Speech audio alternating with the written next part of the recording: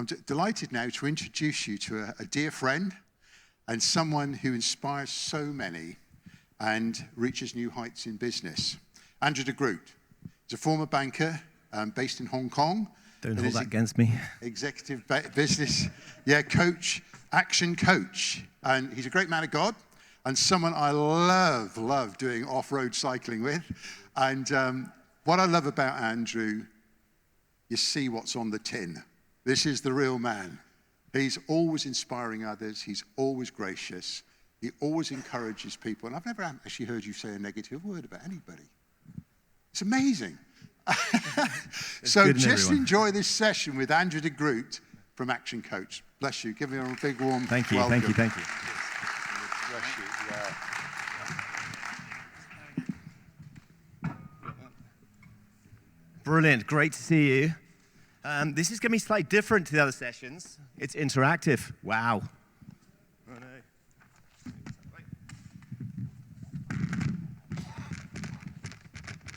First of all, let's have everyone standing up. Let's get a bit of energy in the room. Everybody. In Action Coach, we have the Action Coach stretch, and this, let's face it, after lunch is the time to get some stretching in. So really simple. I'm not a gym instructor, so do it in your own pace. Hands up, right? Let's go. Stretch it up there. Let's go to the left a bit. All right, depends what you want to do. Let's go to the right a bit. Depends where you want to go. Let's just put that lower back out a bit. Let's just stretch out there. And then for those who are super brave, try and touch your toes. Which, actually, almost got there. Almost got there. Right, shake that out. Take a seat. Fantastic. Brilliant. Listen, I don't know you all that well, but I'm getting to know you a little bit. I want to know a little bit more about you, especially when it comes to business. So what I'm going to do, let's have the first slide, if we could, please. That'd be fantastic. There we go. I want to know how long you've been in business. And you've got a choice. I'm going to put up here a few time categories. So less than a year, up to 3 years, up to 5 years, up to 10 years, and then 10 years plus. Let's do a little bit of a survey here. Anyone in been in business less than a year so far? Hands up. Thank you. 1, 2, 3, 4, 5, 6. 6 of you. Brilliant. Thank you. Anyone up to 3 years? 1, 2, 3, 3, 4. Raise on 5 or 6. It's like a bidding game here, right? We've got 6 there. Fantastic. And up to 5 years. Anyone 5 years? 1, 2, 3, 4. 4 of you up to 5 years. Brilliant. And let's have up to 10 years. Come on, those mighty 10-year people. 1, 2. Any raise on 2? Nope, 2 it is. And then 10 years plus. There they go. I knew this was going to be the case. Let's count it. 1, 2, 3, 4, 5, 6, 7, 8, 9, 10, 11, 12, 13, 14, 15, 16, 17, 18 or so. That's fantastic. Right. There we go. Now we understand the crowd. You understand a little bit about yourselves as well, which is great. Can we have hands up, by the way, for those people who are employed, not in business, who's employed? Fantastic. Great to see you guys as well. And fantastic to see anyone else who's neither employed or owning their own business at the moment. Brilliant. Okay, so if you're in business, you know something for sure, and that is, roll the next slide, that survival isn't assured at all, is it? You have to navigate your way through making that happen. And I thought it'd be useful to share to you just like how much of a survivor you are. And the latest stats that are out there from the Office of National Statistics, which looks at business survival rates. Now, what do you think the survival rate is for a business that has been going for 1 year? Name a number, anyone. Come on, list some numbers. 96? 92? Don't tell me it says it behind the screen. Oh, fantastic. Look at that. Thank you to the back. Thank you to the back. Listen, and she just felt he needed a helping hand. That's what she felt. Okay, let's have the next one then. Let's wait for the roll on this one. Let's see, what's the survival rate of someone up to 3 years? This is quite interesting, this one. 5 to 3, what do you think, 3 years? 20, 40, 30. Not bad. Let's roll it up. Let's see what we get. 53%. So, it's a pretty big drop-off rate if you think about it. 92% did survive the first year, which is impressive. Then you get up to 3 is a big drop-off rate. Like 39% drop off that point. You're not feeling so smiley at this point, are you? So the emoji changes. So let's work out what the survival rate is then to the magic of 5 years. Give me the percentage. You're obviously coming down a bit here. 10. You think that's a big drop-off. Wow, you're not confident in business there. 30, yeah, let's go for it. Roll it out. Let's see what we get. 39%. Okay, so you've got this big drop, a little bit drop off there, and suddenly, you're feeling a little bit, this business is a tough old game. And then we get to the 10-year mark. 10-year mark, give us the number, everyone. What do we think?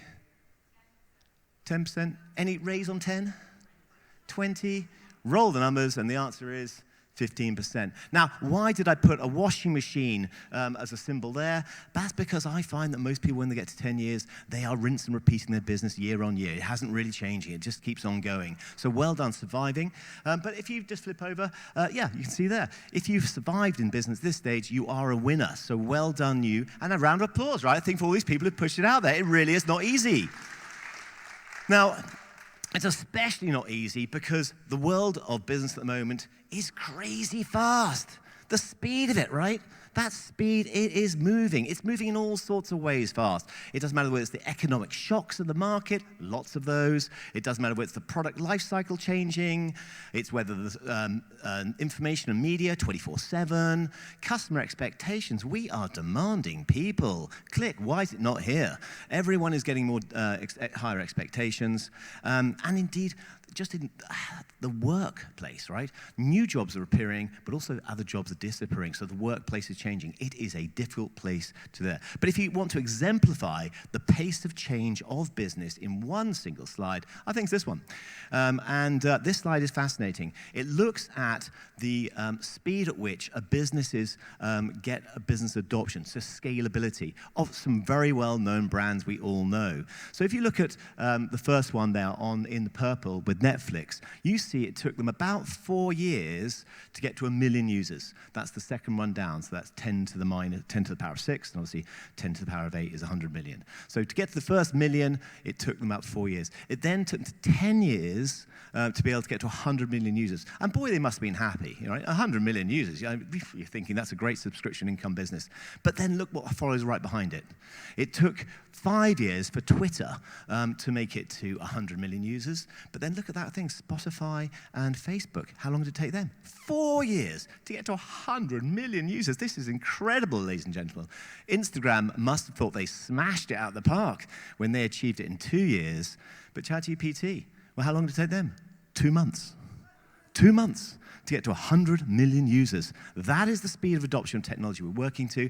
That is a very different environment. And of course, that can create some anxiety in us as business owners. Even if you've survived, thinking, wow, am I going to be able to keep up with this? Sometimes I can't make a decision whether I should hire someone or fire someone, let alone 2 months getting 100 million users. This is a difficult place to be. Now, there's a great sort of fork in the road for you here, because you can either see this pace of change as an opportunity, or you can see it as a threat. You make a choice of what you want to do. Now, there's a great phrase by the wonderful Henry Ford. May not be a nice character, but he did come up with some great phrases. And this is what he came up with. He said this: whether you think you can or you think you can't, you're right. That's the choice. So on this journey with me today, I want you to think a little bit about the fact this pace of change, the world is crazy fast, is an opportunity. Because if you think it is, you're right. It is an opportunity. It can be a negative, but let's take that. So with me, let's go on a little bit of a journey to see if we can't future-proof your business, which I think we can. And listen, while we're there, why don't we try and smash last year's performance at the same time? Yeah, would that be a good thing to do? Let's learn how to do that. Well, we can do that, and I would like you to be able to do that without you working any more hours or getting more stress. I'd like you to do that without slashing your prices. I'd like you to be able to do that, if we roll through, without sleepless nights as well. That'd be fantastic in order to be able to do that. And I'm going to do that by revealing 3 secrets to you. 3 secrets that I'm going to reveal to you that are going to be able to allow you to do that. And these 3 secrets, anyone can do, right?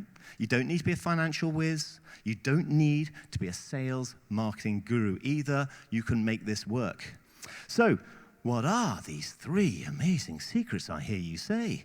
Well, the first one is the missing ingredient in every failed business I've ever seen. I promise you, I see loads of businesses. Every business I've seen that's failed, there's one thing they all have in common. And by the way, it's not just failed businesses. It's stalled businesses or businesses that are going downhill. They all have the same missing ingredient that we're going to cover off today. The second thing is I'm going to talk to you about why the missing ingredient, why giving you everything you've got still may result for you in failing in your business. You can give it all and still fail. That's interesting. We need to tackle that.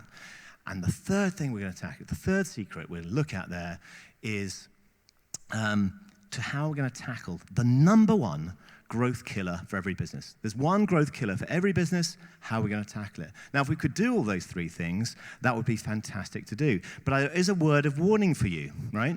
You can't unlearn this stuff, right? Once I've given you the secrets, you're going to have a choice. You're going to be able to go left and try and take them. You're going to right and do something different, or you can stick with your own way, and that could just take you over the cliff, right? That's not a great place to be at all. So you get a choice of what you want to do at the end of this in about 30 minutes' time. So where do these secrets come from, right? Where are they? Well, I've had the luck to be able to study from the absolute best in the world. Absolutely brilliant. I've had the basically training in business pretty much all my life. I've worked in London. I've been to the London Business School twice, been to Harvard Business School. I'm lucky enough to be a chartered accountant. Some don't think that's lucky, but it's quite helpful. I'm a certified business coach, a qualified as executive coach, and I've been lucky to hold some incredible positions. So I've been Chief Operating Officer, Head of Transformation. I've been Head of Global Operations, 3,000 people, 40 countries in the world.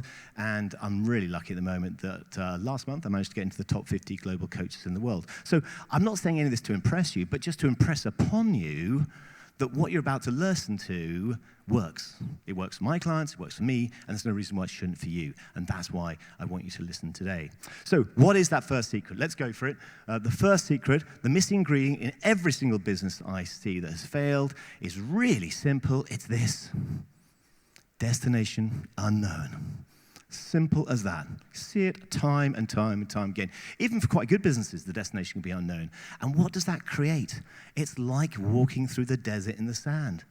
You spend your time taking step after step after step. Yet what are you tackling? You're tackling the next issue, your next fire drill. You're walking through, and it's cash flow, it's difficulties. And what happens to people who walk in the desert? What generally happens? They generally go around in circles as well at the same time. Something we really need to talk about. So why are dreams not really understood or not really known? There's actually a very reasonable reason for that, actually, because what percentage of the population has a job? It's 89%, as it sounds today, and most of us have a job. And what do jobs do? Jobs do some really good things, actually. The first thing a job does is it might give you, well, in fact, by law it does, gives you a pension. Pretty nice, right? What else does a job do? Well, it gives you, you can be ill for a start, and you can still get paid. Incredible. Business owners, none of that happens for you. If you have a job, you might even get some health benefits. Guess what? You also get, wait for it, paid holidays. It's incredible having a job. No wonder 89% of the population is so smart. They've done a great thing. Then they obviously come up and then get free time. You can go and do your job, and you come back and the job's there the next day, right? On the whole, that's the way the world works. So jobs are great things. They're great things. And the difficulty is that if you have, I'm going to draw another picture here. If the difficulty is that if you have a job, it provides choices. Now watch this. You have a dream, okay? Now, jobs are good to an extent. What do they do about a dream, though, right? You don't have to dream that much, because the amount of money you earn, right, is limited, okay? So your opportunities are bounded by the opportunity of a job. So a job is great, right? But it gives you a comfort zone to work within. The most amazing thing, though, about a business is what? What could happen with a business? You can go beyond the barriers. You can dream bigger. Your life can be less bounded. You have no boundaries in a business. It can go where you want it to go. That's why having a business is so exciting. Now, the only downside to that is if you go out to business and guess what? You don't earn as much as you could if you had a job. And there's plenty of people do that. So the 11% of businesses that are actually, that exist out of the population, the working population, so many of them actually don't make it out to the boundary of success that is possible by having a job. And for some of those people, they should own up to it and go back and get a job. It's actually a great thing to do. Nothing wrong with that at all. But for those of you who are able to dream bigger and have that vision, then it's worth getting out there to think what you could achieve by having a business itself. And the business basically gives you unconstrained possibilities if it works. That's why it's so exciting. But at the same time, we aren't really trained into thinking about how to dream, to think what that is. Now, that dream obviously requires you to think hard. And when you think about it, what do you need to engage? You need to engage the spiritual, and you need to engage the logical. And you need to engage with both. And I think it was really interesting listening to the Hicksons here, where you need to listen to the spiritual first. You need to hear God's will for you. But you do need to equally engage with the logical. There are plenty of businesses I've seen out there, two very personal ones, where people absolutely believed that this was from God. They went out there, they spoke to prophets, prophetesses, they had people pray over them, and the business failed. And their reflection, and their good and godly men and women, was actually they had a lot of confirmation bias. They wanted it to be the case. And I do think that's something we need to talk about a little bit. So I believe in spirituality, I believe in grounding. The two have to come together. And I think I'm getting a lot of nods here from the front row. So the other thing about dreaming that's difficult is that you might have a dream on day one, and that's called a business plan. And then day two, it seems to go into the drawer. And day three, life becomes very difficult. And then the business owner's dream is, God, I just want to be able to pay the bills. If I could pay the bills, that'd be a fantastic thing. And then they get to pay the bills, and that's a great thing. But then what happens? They just pay the bills. They've lost sight of their original dream in the first place. So my question to you is, do you have a clear vision both for your life and for your business? Both need to happen, because plenty of business owners start to get a dream for their business, but then the business is ruling them. They're not ruling the business. And remember, this business has to feed into your life. That is the life we're trying to create out of making a business. So on a scale of 1 to 10, a little bit of an honesty here. So let's have 1 here. I have no idea, and I have no business. And to be fair, a number of you have come up to me today, I just don't know what I want to do. And that's fine, but that's 1. To come down to 10 here, over 10, you have an absolute clarity. It's written down. You know what you want in your life. You know what you want out of your business. You've shared with your friends. And in fact, if I asked a member of your staff, they'd be able to tell me what it is. That's 10. Where are you on that scale? Let's have a little sort of test down here. Who's more in the, all you business owners, there's a number of you out there, so like 30, 40 of you here. Who's in the sort of the 1 to 3 category? Okay, thank you for the honesty. 1, 2, 3, 4, yeah, okay, we're there. Who's more in like sort of the 3 to 5 category? Okay, good. Now let's take me all the way to, is anyone reaching a 7? Anyone broad enough? Okay, not bad. Okay, that's the majority coming up there. Anyone want to inch up a little bit and say they get to a 9? Oh, that's impressive. Anyone get a 10? There's no one with a 10. Oh, that'd be interesting. I'd be challenging on a 10. I've never seen a 10 before, so I'd love to meet you on that. So I'll go there. Okay, so, but, it doesn't matter. You are where you are on that scale, and there's opportunity to make that happen. Now, so let's think about how we're going to just a couple of tools that can help you dream better and think better. Well, let's first of all start with your life goals. One of my great heroes is Eric Liddell. I think he's a great role model. And, if you think about what happiness is in a Christian life, what do we believe in? Yes, exactly. I love that. What do you think about? You think about happiness is in righteous living. What's righteous living? I've put the 4 points up there. I don't think anyone here is going to disagree with that. You might do or change it, but you get the point. That's what we need to think. Happiness is in righteous living. How can we move from the 1 to 3s more to the 10? Well, if you had a 10, you'll probably have one of these. It's called a dream chart. Really simple thing to do. You don't need to over-spiritualize it. It's quite a fun thing to do. In fact, I had a client the other day that really wanted to do this. They couldn't find any time in their life, they believed, to make a dream chart. So him and his wife asked their parents to look after the children for the day. And one of their dreams they knew already was they wanted to own a boat. So what did they went to Exmouth Harbour and they hired a boat. And then they went out in the middle of the sea, no mobile phones, and they spent a day doing their dream chart. And they came at a fantastic time. It's a great thing to do. And when you do a dream chart, you put down the pictures and the images of everything you want to dream about for your life, and then you stick it outside your bedroom. For everyone to see it, including your children. You can do it with your children, by the way, and you start to think about where you want to go. Simple tool, very easy to do. But then you say, well, that's my dream for my life, but what about my business? Because I need both of these to work. Well, first of all, you need to define what a business is. And this is my definition of business. In fact, it's not my definition, it's the Action Coach definition. It's one that Steve massively believes in as well. And it's this: a commercial, profitable enterprise that works with or without you. That is the aim we're trying to get out of a business, right? It's not the dream, it's the aim. What does that mean? Well, commercial. Do people want to buy it? Profitable. It generates excess cash.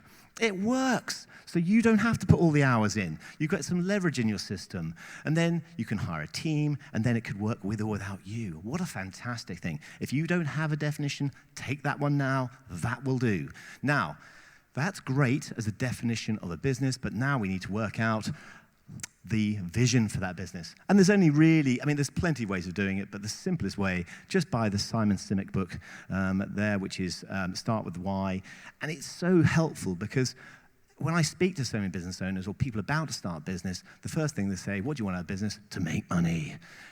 Guess what? If all you want to do is make money, you won't succeed. Simple as that. If it's to make money, that's not it. You want to be able to do more than that, and that is provide a service that people want. So very much, definitely have a go for that book. So 2 simple things, and then you have a destination. And your chance of winning in business has dramatically increased because I never see a failed business when they've got these in place. Simple as that.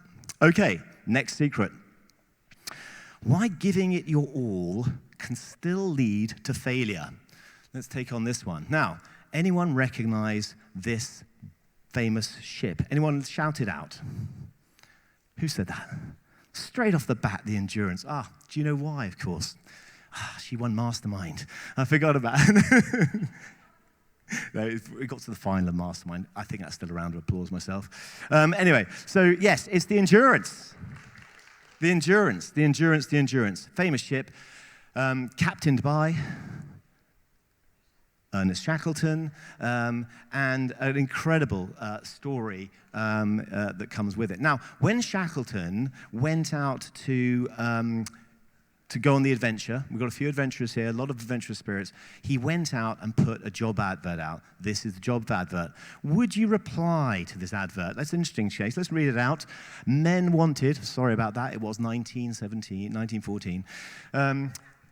Yeah, who would be so stupid? Yeah, exactly. For hazardous journey, small wages, bitter cold, long months of complete darkness, constant danger, safe return doubtful, and then it goes on to their recognition in case of success. Please reply to Ernest Shackleton. Genuinely, the job advert went out there. How many responses did he have? Thousands. Absolutely right, thousands. And why did he have thousands? Transcendence, a bold vision. Transcendence, what a nice word. Bold vision is what I've ended up with. Bold vision, it was absolutely amazing. And the journey was to cross the Atlantic, Antarctic from south across coast to coast. No one had ever done it. Incredibly ambitious thing to do.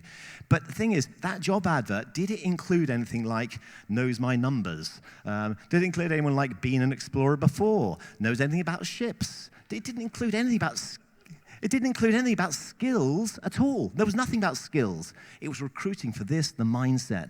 That is the big point to remember. And in August, 8th of August, 1914, thank you, it set off from the UK and went off down to the Antarctic. Now, an incredible story then enveloped, because when he got down there, he got stuck, right? He didn't even make it to Antarctica. He got stuck in the ice there. And probably when you look at the boat, you think, there was no sort of thing that they're crushing the ice going through it in the beginning, right? So it was going to get stuck. It did get stuck. And that was a problem because they got stuck, caught in their boat for 9 months, right? 9 months stuck, just drifting with the ice flows, stuck in the thing. Really desperate time. And you think that's got bad, but after 9 months, it got worse. Guess what happened? The boat got crushed. Right? There was your return journey. Not happening. The boat was sinking. Did they have something like a satellite phone in 1914? No, they did not. Was there any helicopter rescue? Not coming. So what happened? They unloaded what they could as they saw the boat cracking. They put all the supplies on top, and they created something called they call it the Camp Ocean and then Camp Patience. They made 2 camps in the end. Put all the stores down there, and now they had 5.5 months to live without a boat on those ice floes. They survived with eating seals, penguins, and the rest of their stores, and, well, that was good. But then at that point, then the ice broke up. What happened then?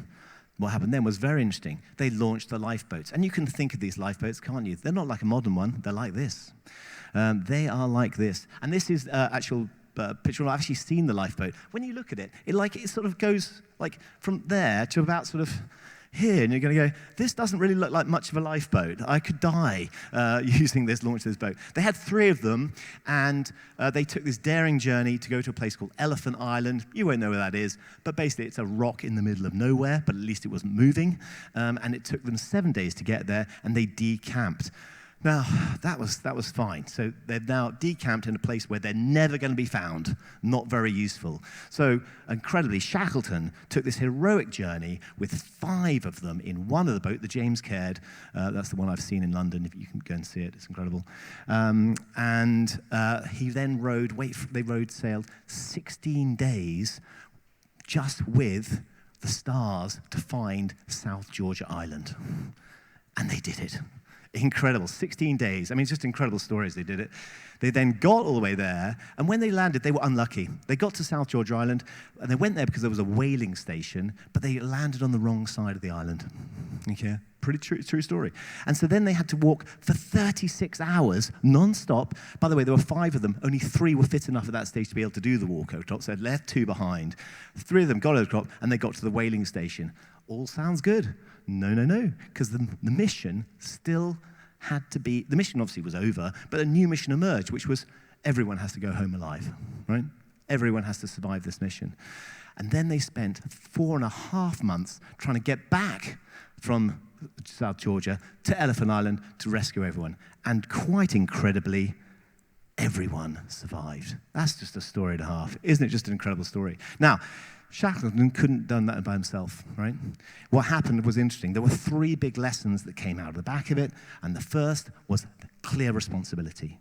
The second was unshakable belief, the mindset. And the last thing was team-wide ownership. Really quite an incredible story. And that's why you don't actually need a team. What you need is the right team. Recruit for mindset first. That's it. You don't see that, right?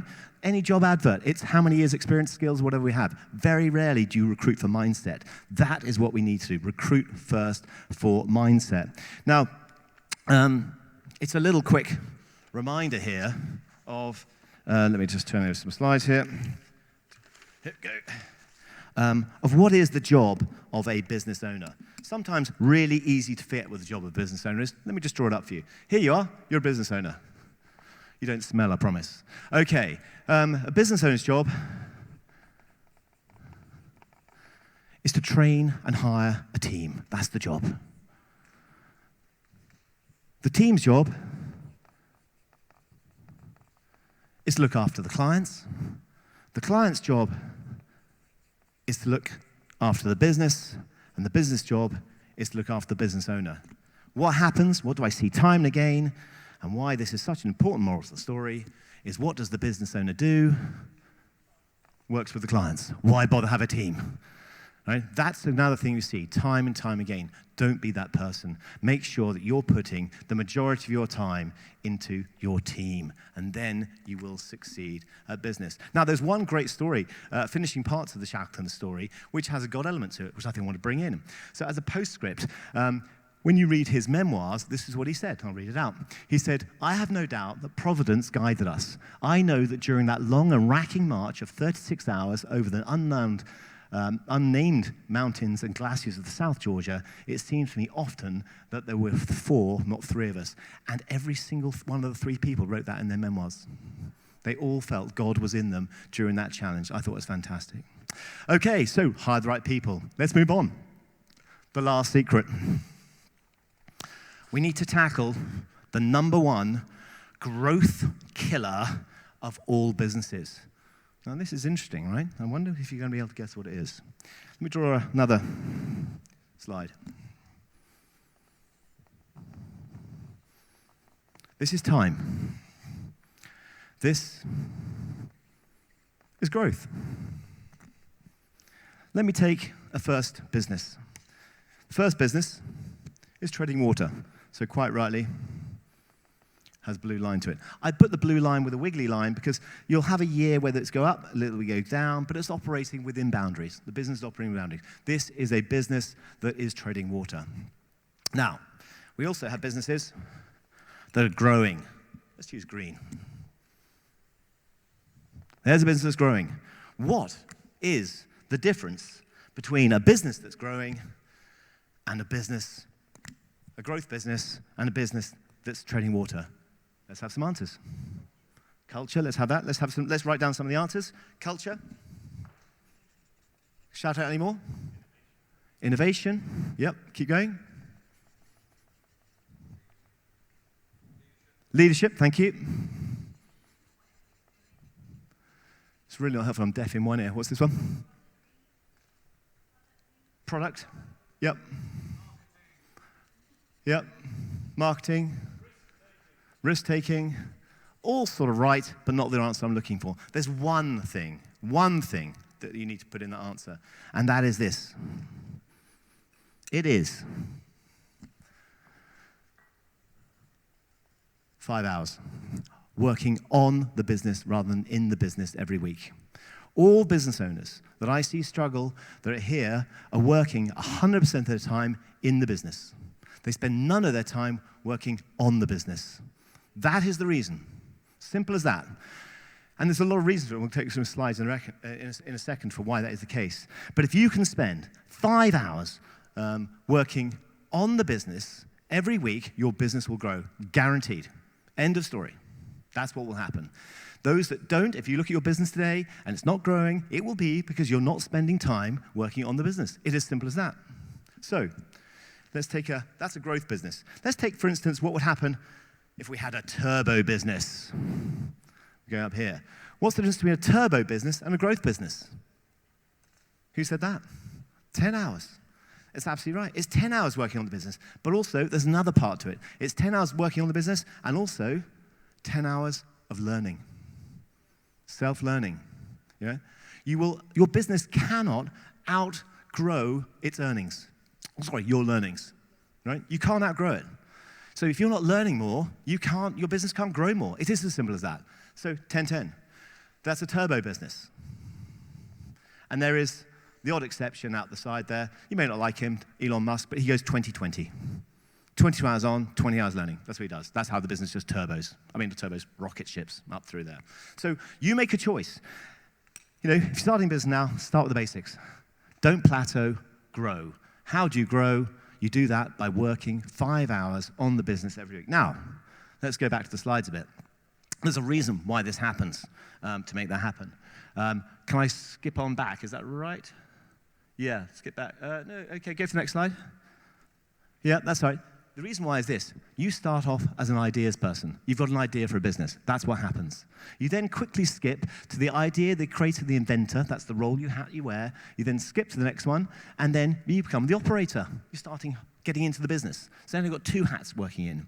Then, as the business goes on, you think, this could work, this thing. You become a business owner. And now you've got lots of things happening. And so you start to be pulled more into the business, and you work 100% of your time working in the business, and you've lost track of working on the business. That's what's happened to you. And as a number of people have said along the journey, you end up wearing all these hats. Head of marketing, head of sales, head of everything.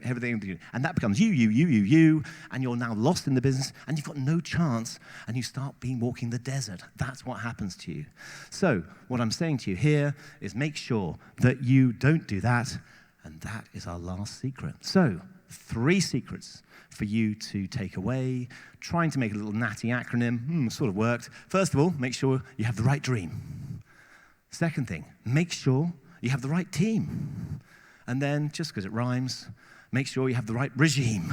So spend your time working in the business. That's where we're at. So as we finish up, I just want to go back to the Bible in a second, and let's look at this. Let's see if we can finish the sentence. Delight in the Lord and get exactly right. He will give you the desires of your heart. Now, can we make this a little bit tougher for the Lord than you're making it today? Most people haven't got enough desire. They don't actually know what they want to do. We need these desires more clearly led, because you will get the desires of your heart. It's in the Bible, if you remember that. But I do generally think that when I speak to a lot of people in businesses, we're not making it hard enough for him. So please do that, and thank you for your time.